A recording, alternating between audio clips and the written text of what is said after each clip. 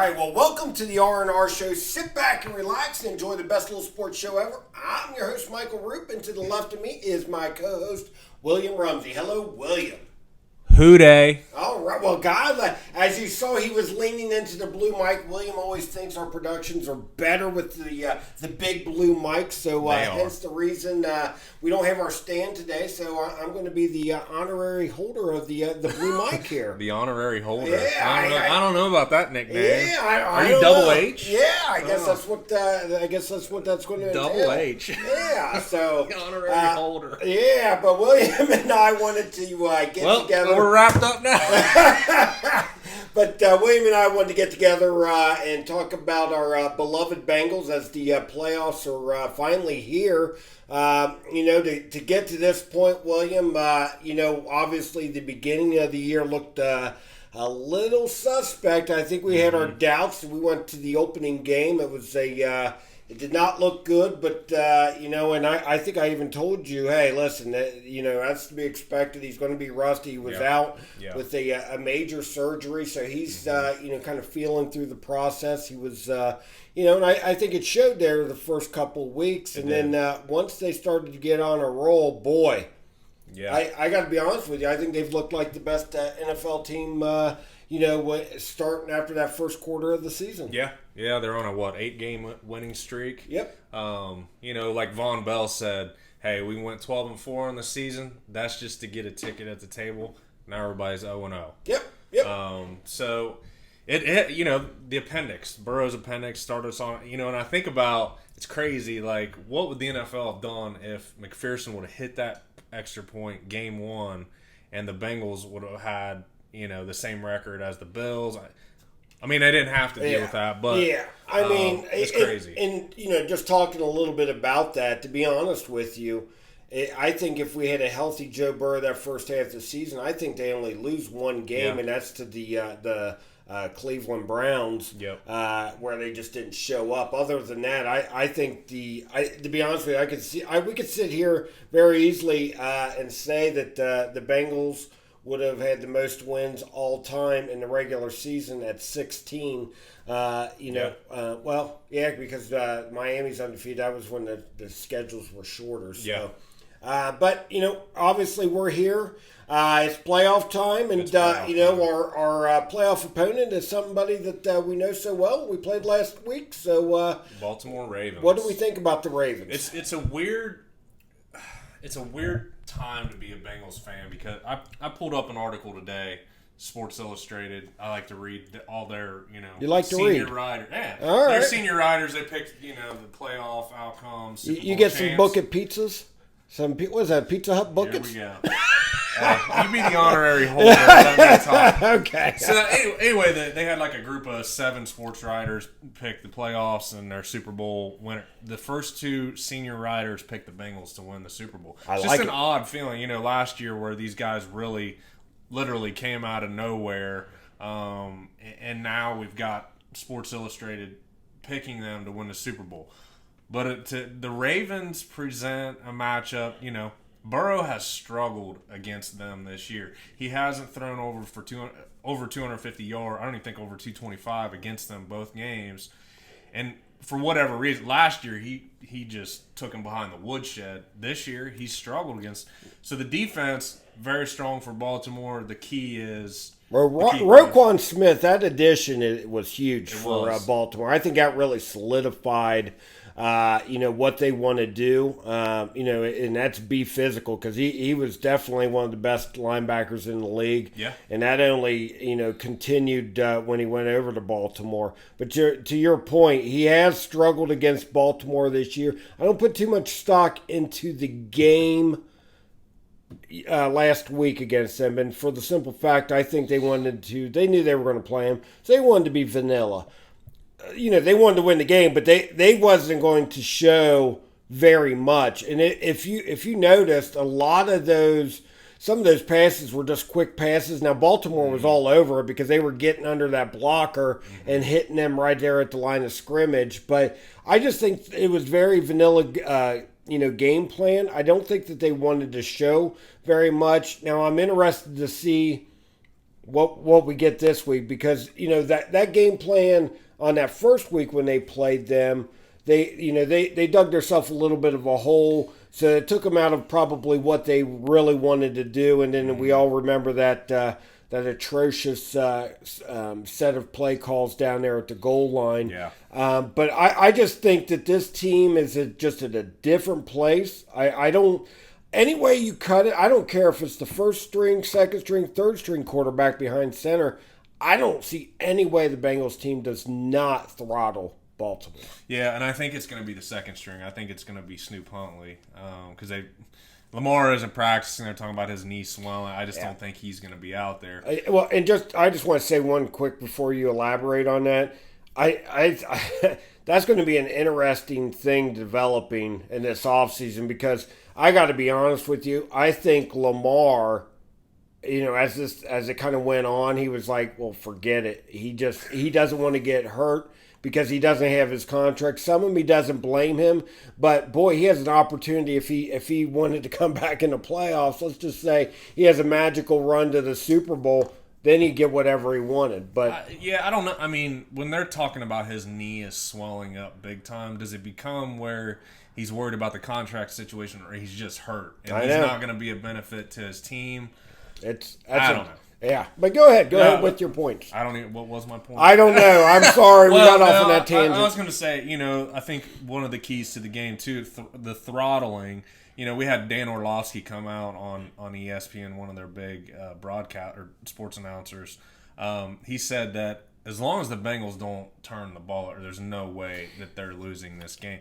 My biggest concern at this point, we were talking a little bit about on our thread, the Bengals have reverted back. They can't run the football at all. Yeah. Yep. So Burrow's, and now we've got two offensive linemen, starting offensive lineman, Lyle Collins, and now Kappa out. It worries me, It worries me for the fact that if Burrow's going to go back and throw 40 times, he's got backups over on the right side. Now they seem to be, competent, but in Burrow, again, Orlovsky was talking about he's the best at the mobility in the pocket, moving around, pushing, navigating a rough pocket. So I don't know. It worries me. I'll tell you this. Defensively, Baltimore's lights out. Offensively, this team really curtails for what the Bengals' calling card on defense is they stop the run.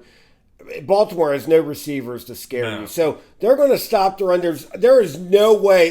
The Bengals will, and this is against a really elite defense, they'll muster up, probably 28-plus points, and there's just no way Baltimore scores that many. No. But I will tell you this, with some of the warts now that you're seeing on the Bengals, whether it be a couple of the offensive linemen out and stuff, I was listening to Sirius XM radio, and you're a listener, not a reader. Well, I like to read too, William. But Jim Bowden was stating. Jimmy Bowden. Yeah, Jim, an old friend from Cincinnati. But Jim Bowden was stating that the Bengals have the least amount of, he used the term pimples, amongst all the teams in the playoffs. They have the least amount, and he thinks that they will go to the Super Bowl as well. Pimples. Yeah, warts, pimples, whatever have you. The Bengals are looking very, it doesn't have very many blemishes, let's put it that way. They do not. Their offense is just with the three-headed monster receiver and our boy Irwin now being another target. Hurst is back. Yep. They just, Joe can pick them apart, and that's what he wants. That's when he came to Cincinnati and talked to Zach Taylor, what he wants. He wants options out there in the passing game. And true to form, Zach Taylor gives that to him. So I think we're both on board with Baltimore winning that. And we'll give our prediction here at the end. Winning what?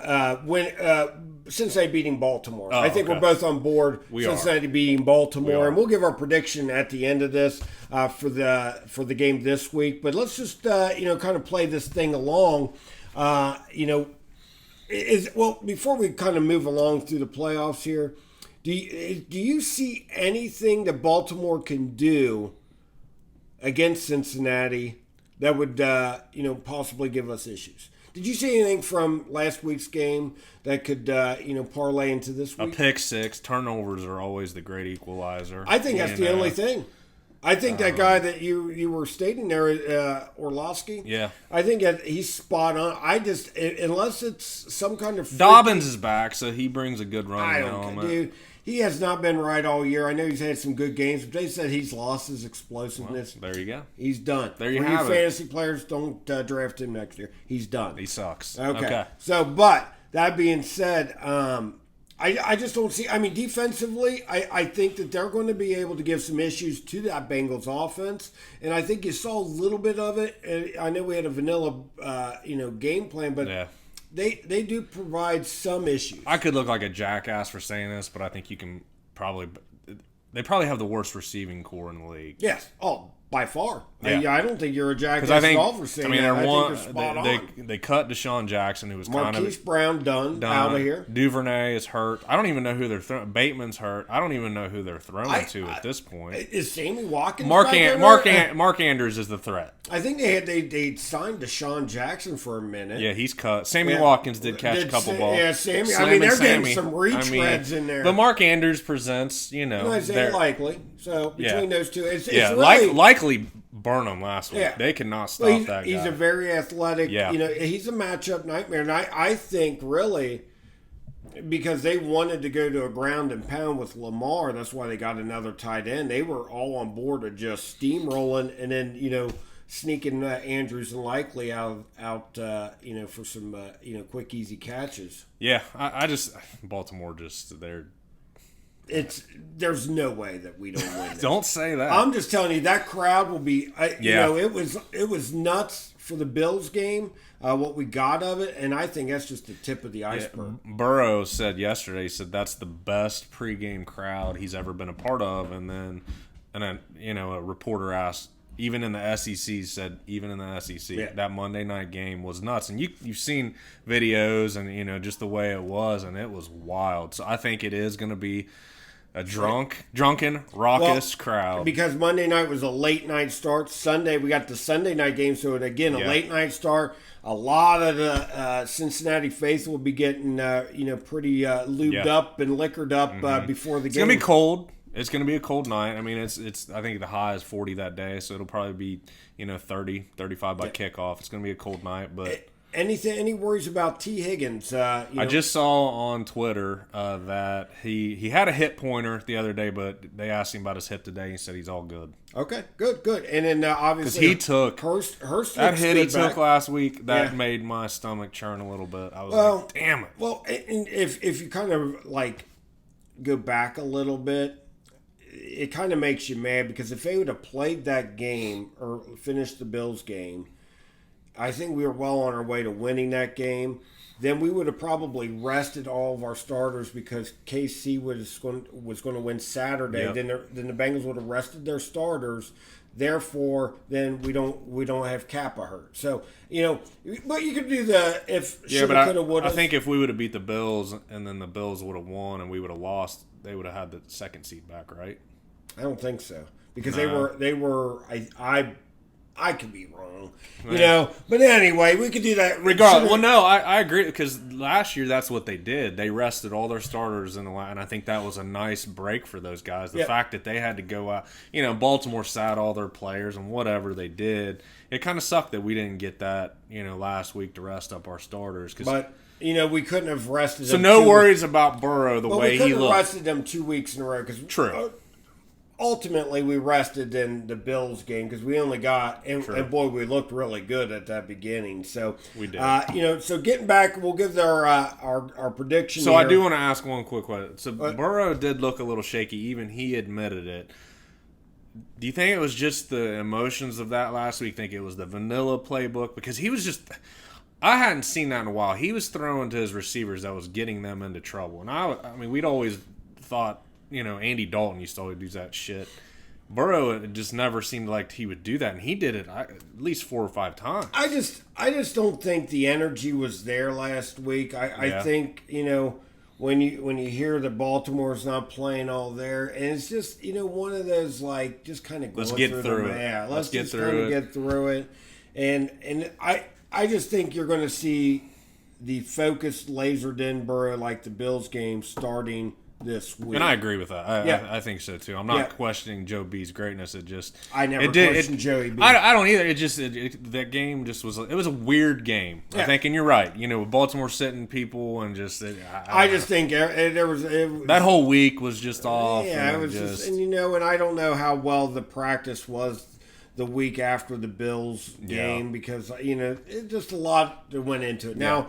Obviously, DeMar's looks like he's got a good prognosis going forward. So I think that weight's kind of gone away. Yeah. So now, if we handle business like we know we should, and let's just say the seeds play out. Now, I still think that Miami has a great opportunity to beat Buffalo if really. Tua plays. He's not playing. They already said okay. Yeah, he's out. Then they're not going. It's Skylar Thompson because Miami they beat Buffalo once and they should have beat them that second time. So I mean they've got two guys, Waddle and Chase that can, or not Chase, Tyreek that can just take it to the house whenever. We're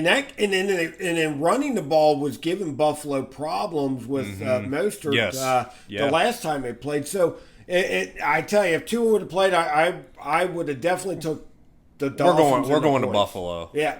So on to Buffalo. Yeah, on to Buffalo. So that being said, I got to be honest with you. What I saw of that Buffalo-Cincinnati game, it looked like the Bengals. So are you an honorable, honest holder? So are you Triple H now? Yeah, Triple H. Yeah, I'm being honest. I'm just going to keep hammering. Yeah, honest Abe over here. Yeah. So, what did you ask me? Yeah, well, I was just stating what I saw out of that Buffalo Bengals game. Yeah. There was nothing in that game that made me think, oh, dear. But I will say NFL games are long. You can't look. I mean, look at the week. Was it the week before when they played New England, got up big, and then they shit the bed on offense in the second half? So you truly do not know how that game would have played out. Buffalo but they not looked good down the stretch. I will say that first drive by the Bengals and that Buffalo. That is the greatest I've ever seen the Bengals offense look. Yeah, well, you started that second drive looked right, good. Right. Now you've had, where Jamar Chase will go for 80-yard touchdowns. That's great and stuff. But the way they methodically move down the field, chunk play, boom, boom. That's Burrow's accuracy has always been at the forefront of why he's so great ball placement. I mean, it just was perfect. Well, and schematically, the plays they were drawing up, these guys were so wide open. It was wild. Yeah, like if there wasn't somebody That's like truly why I believe DeMar Hamlin got hurt, because T was so wide open and then got to turn up that field and just, Yeah, I'm telling you, I'm excited. I just don't. Buffalo has not looked right. The fourth quarter of the season. They keep winning, but it hasn't been impressive. Yeah. So they don't look right. The defense looks like you can move on them pretty. Yep. That secondary doesn't look good. Losing Von Miller for them, I think, was a big loss. Time. And then offensively, Josh Allen has been prone to a lot of mistakes. Even last week, he threw another red zone interception. Yeah, he turns the ball over a lot, fumbles a lot. Yeah. I mean, he's still a stud. Phenomenal. I mean, because, he threw a red zone interception, but then you see the ball that he threw to Stephon Diggs. That was an amazing, the arm talent that dude has, and he's a bulldozer. I just think if you stop Diggs and stop his running, now that's two big stops there. Josh Allen's running and Stephon Diggs. I just don't see anything that scares me. Josh Allen scares me. Well, he's going to get his. I mean, you're not going to shut the guy totally But it's down. it's not like, oh my God, they're just going to run over us. Schematically, I think even whatever happens in that first half, the Louis A always devises something that confuses the hell out of these quarterbacks in the second half. And it's impressive how he does it. And that's a good point about last year when the Bengals went on their run. They talked about the defense just gelled together. They were good outside of a couple stretches, they were great all year. Yep. They have some dudes that DJ Reader, BJ Hill, Logan Wilson, Jermaine Pratt. And then the secondary, you call them what? The lottery squad. The lottery squad. Yeah. Hitting on those pick sixes. So, it's just the defense has just been just as impressive as the offense, really. The way they shut teams down, get the turnovers at opportune times. It's been impressive. Well, I think really what Louis A's calling card is let's stop the run, and then they do some different things in the secondary that confuses these quarterbacks on how they switch off and stuff. And I just think with them stopping the run, it allows them to do some crazy stuff in the secondary, and whatever it is, and however they're devising those game plans, it's confusing those quarterbacks. Well, when Awuzie got hurt, I was like, damn it. Yeah. But I'll tell you what, that rookie, Cam Taylor-Britt, has just been an absolute stud. Yeah. I think it gets back to, I just hope, I pray the teams don't start calling on Louis A, because I don't know if it's just elite talent that we're keep on getting, but he is getting the most out of these guys, whether really they're is. rookies or retreads that we're bringing in a free agent. Eli Apple. He's coaching these guys up to a damn good level. No, the defense is a good mix of free agents and then homegrown talent. And you're right. I mean, I think, and then when you get that ball rolling and, they start believing in him. Now, as far as him getting a coaching opportunity, I mean, league's kind of gone to like a young offensive mind. Yeah. So, but let's hope they keep that trend up, because I'd like to keep what we've got, especially on the, and as far as him and the coach. Now, if the seeding plays out, do we re-sign Jesse Bates, or you think he's gone? I think I just don't see. I just don't see how we're going to be able to. I mean, you're going to have to start letting some of these guys go, because then and they may make a move to start Joe Burrow's contract process this off season. They're going to. Yeah, especially once he wins that Super Bowl for us. Let's just lock this up. And but the contract. Hopefully, the contract won't start for till after his rookie deal. Let's not have it start right now. Let's let him play out that rookie deal. But then he has that set and throw guaranteed money. I don't think Joey B's like Kyler Murray, where we have to worry about his studying habits and stuff. Joe B wants to be good. He's definitely one of those guys that it just eats, breathes football. So, gamer. I don't think the Bengals organization could survive if they lost Burrow. I mean, they would, but they wouldn't. Yeah, I mean, and just getting back to that, when he makes the quote, "Our window will always be open while I'm here." That's all you need to hear. You're going to sign him. That gave me goosebumps. I mean, it did. I think him and Chase are a package deal. Now, the Chase contract, the wide receiver contracts have just shot through the moon this past year. But I'm interested to see how that goes. I don't see how we can, I've had some discussions with other people. I don't see how we... Tobin? Did you call Tobin? No, not Tobin, but I've had some conversation where I just don't see how financially we would be able, because everybody's like, oh, well, we need to sign T2. Oh, well, that would be great. I just don't see how that's going to be all possible, because you can't just be so front-loaded with a quarterback and two receivers, and then you just have a bunch of minimum contracts for the rest of the team. That's a recipe for a disaster. Now, if you have your blue chip and Chase, you can make a lot of those other ones good. So I think. I mean, the good thing I'd say is that Burrow and Chase are staggered 1 year. Yeah. But Higgins and Logan Wilson and Burrow all drafted in the same class. That's great. That's a great problem to have, but it's going to be interesting how that all plays out. But we'll see. So, but I digress. Yeah. So let's see how this. Let's just, for instance, take say the seedings play out, except for the Bengals knock off the Bills. I could see the Bengals not playing the Chiefs in the championship, and the only reason why is now they've got Mahomes, but they've looked very, very beatable, minus that last game of the year. But before that, they've been pretty choppy too. Yeah. They haven't been like the juggernaut I think a lot of people thought they may be. Right. But I'm still expecting the Chiefs to be there because they're gonna play the winner of the Jags and Chargers. I mean, I would be excited to watch either of those matchups. I would be more excited to see Herbert. Well, yeah. No, I think as Bengal fans, we want that matchup because the one thing the Chargers have is a pretty damn good secondary. Yeah, their defense is playing pretty dang well. So that's, I don't know. All bets are off. I mean, I see that. Wouldn't it be neat to have a Bengals-Chargers game like the Freezer Bowl? Oh, okay. Yeah, you put that on the page the other day. That would be pretty cool. Herbert, Burrow, the two guys. We get a home game for the. My God! And maybe it'll be 80 below. Am I gonna have to hose you down? Oh man, I'd rather unless I see Dan Fouts over on that side of the field, I'm not scared at all. So. Yeah, that would be awesome. No, and just the Herbert Burrow dynamic of the 2020 class, that would be cool. Yep.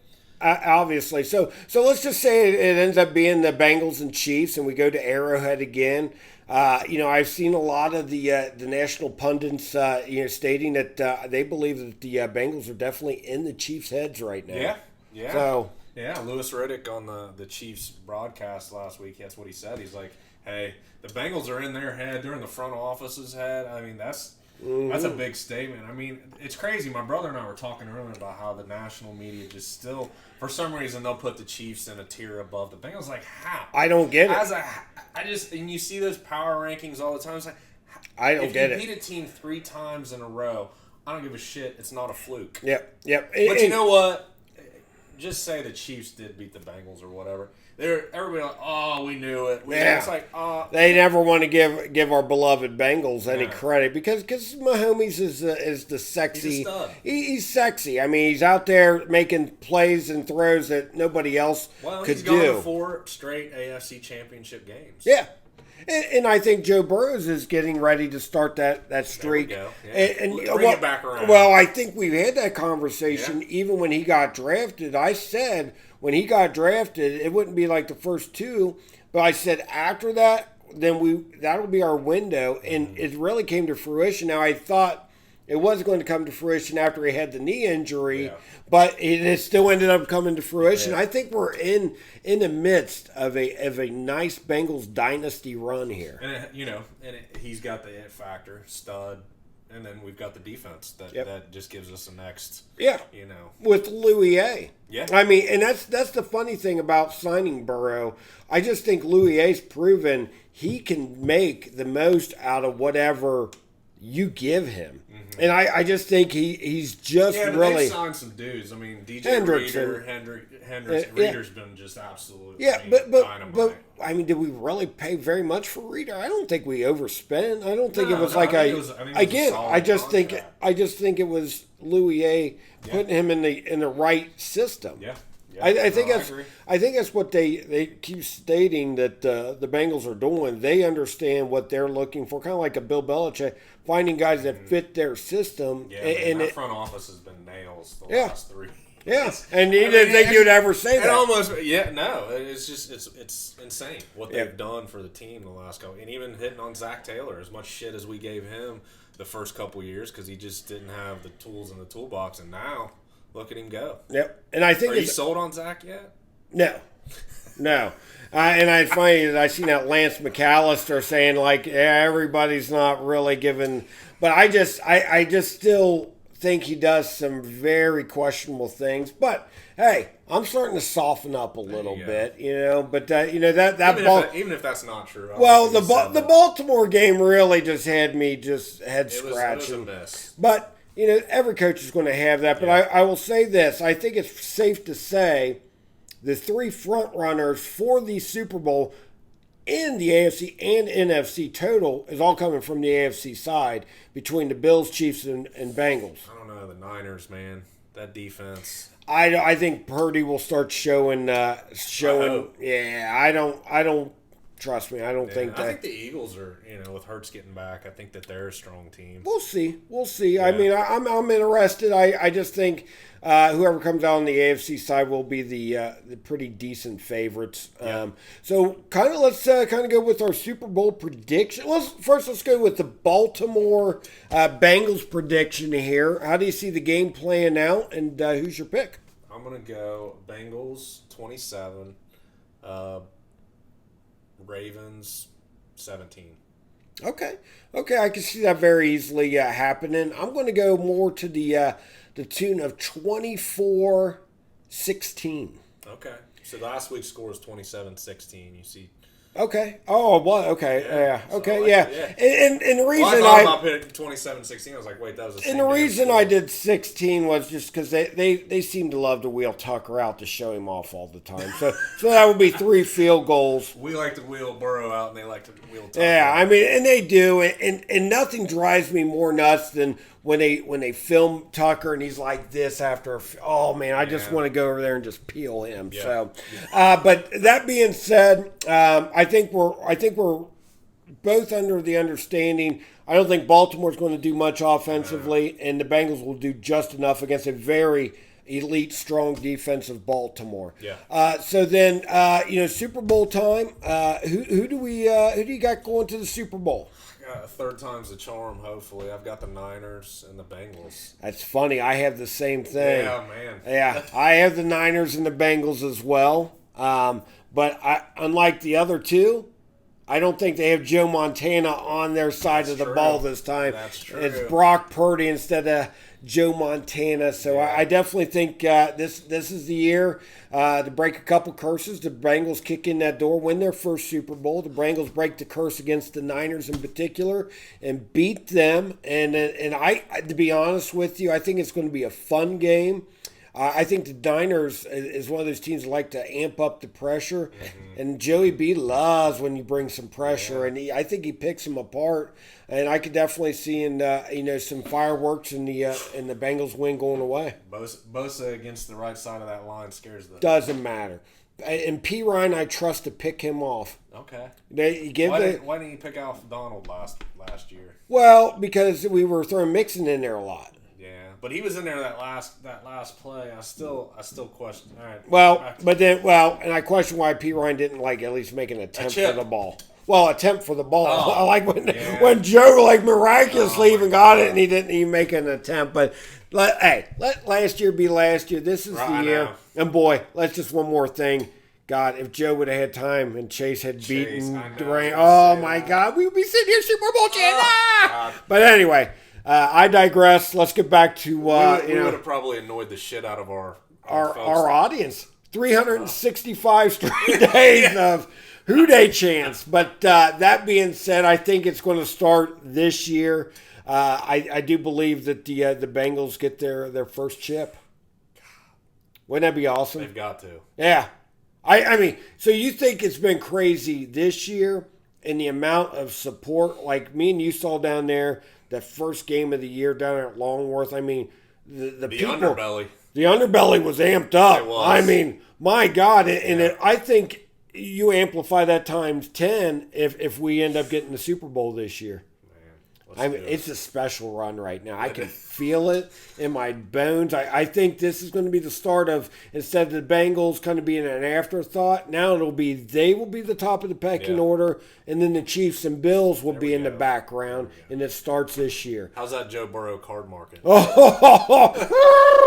The Burrow card market is definitely doing well. The only thing I will say, I was mad they didn't finish that game because I think he would have got the MVP for the season. I think he would have overtook Mahomes if he would have been close. If he would have beat Allen and Mahomes in the year, then they would have understood that he was coming back from that injury at the beginning, and then from that, like week 4 on, he's been the best quarterback. Yeah. And I think that they would have took. Now I guarantee Mahomes wins it now, but I tell you what.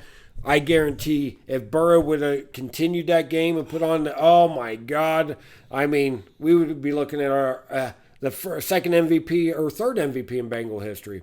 Anderson, Boomer, and then now Burrow. So, but anyway, I think that's coming next year. 60 touchdowns. You heard it here first.